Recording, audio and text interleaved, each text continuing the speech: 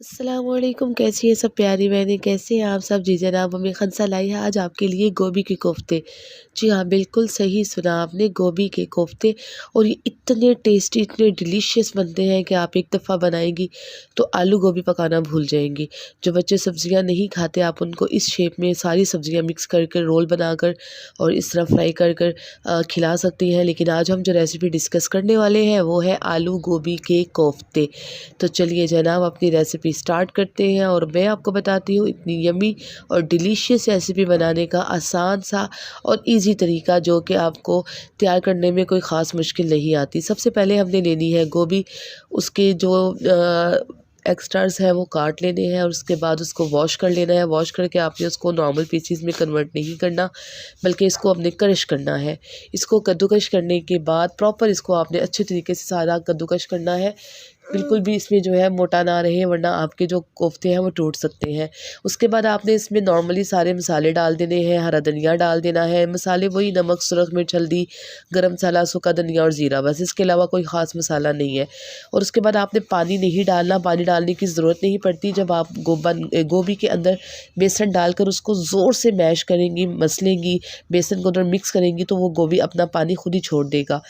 आपने हस्बे ज़रूरत, हस्बे ज़ायक़ा जो है इसमें बेसन ऐड करते रहना है। बहुत ज़्यादा बेसन ऐड ना हो, बस इतना कि जिससे जो कोफ्ते हैं आपस में जुड़ना शुरू हो जाए। आप एक कोफ्ता बनाकर देख सकती हैं। अच्छी तरह इसको जैसे आटे की तरह गूँधेगी, आटे की तरह इसको ज़ोर से मैश करेंगी, मसलेंगी, तो जो गोभी है वो अपना पानी छोड़ देगी और बेसन उसमें अच्छी तरह मैरिनेट हो जाएगा। और इस तरह आपने एक कोफ्ता बनाकर चेक कर लेना है कि वो ठीक बन रहा है। अगर ठीक ना बने तो आप थोड़ा सा बेसन और ऐड कर लीजिएगा। इस तरह आपने सारे जो बेसन और ये जो मैरिनेशन रेडी की है, इसके आपने इस तरह कोफ्ते रेडी कर लेने हैं। कोफ्ते रेडी करने के साथ साथ आपने जो एक चीज़ तो मैं आपको बताना भूल गई, इसमें आप सब्ज़ मिर्चें भी ऐड करें। और उसके बाद ऑयल आपने लेना है, मीडियम ऑयल पे आपने मीडियम आंच पे इसको फ्राई करना है। फर्स्ट टाइम मैं बहुत ज़्यादा डर रही थी कि शायद ये टूट जाएंगे, क्रैक हो जाएंगे, लेकिन ऐसा कुछ भी नहीं होता। आप इनको आराम से पलट सकती हो, मतलब मिक्स भी कर सकती हो। मीडियम हीट पे आपने इनको फ्राई करना है। ज़्यादा तेज़ आंच पे करेंगे तो अंदर से जो कोफ्ते हैं वो कच्चे रह जाएंगे। जायका तो इतना अजीब महसूस नहीं होगा, लेकिन वो टेस्ट नहीं आएगा। ये बहुत क्रिस्पी क्रिस्पी बनते हैं और आप इन्हें चाय के साथ भी ट्राई कर सकती हैं।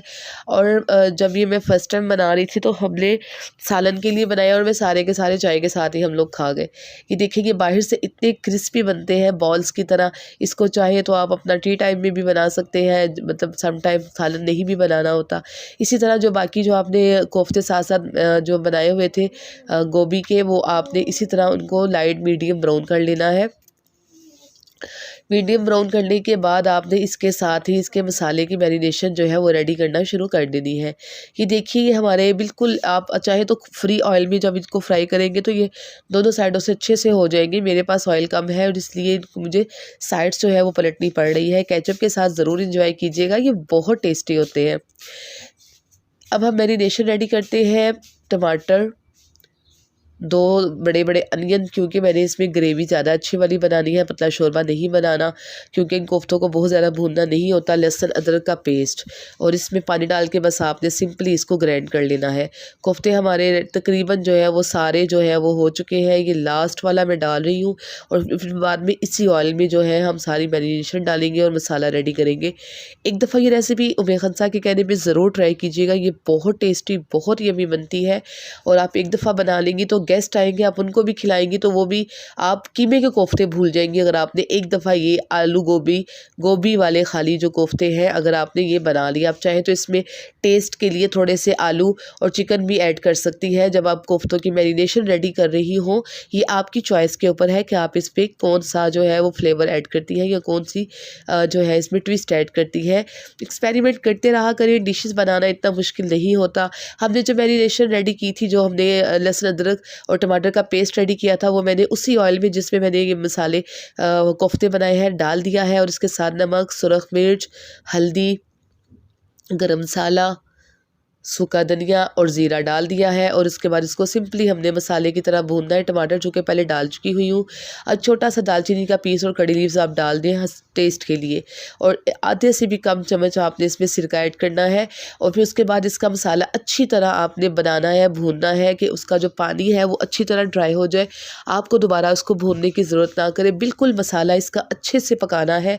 5 से 10 मिनट आपने इसके मसाले को पकाना है। सब्ज़ मिर्चें डालें, उसके बाद आप इसमें सारे कोफ्ते डालें। ये ले लीजिए भुने हुए कोफ्ते आपके रेडी। बस इसको 2 मिनट दम पे रखें और आपके कोफ्ते रेडी हैं।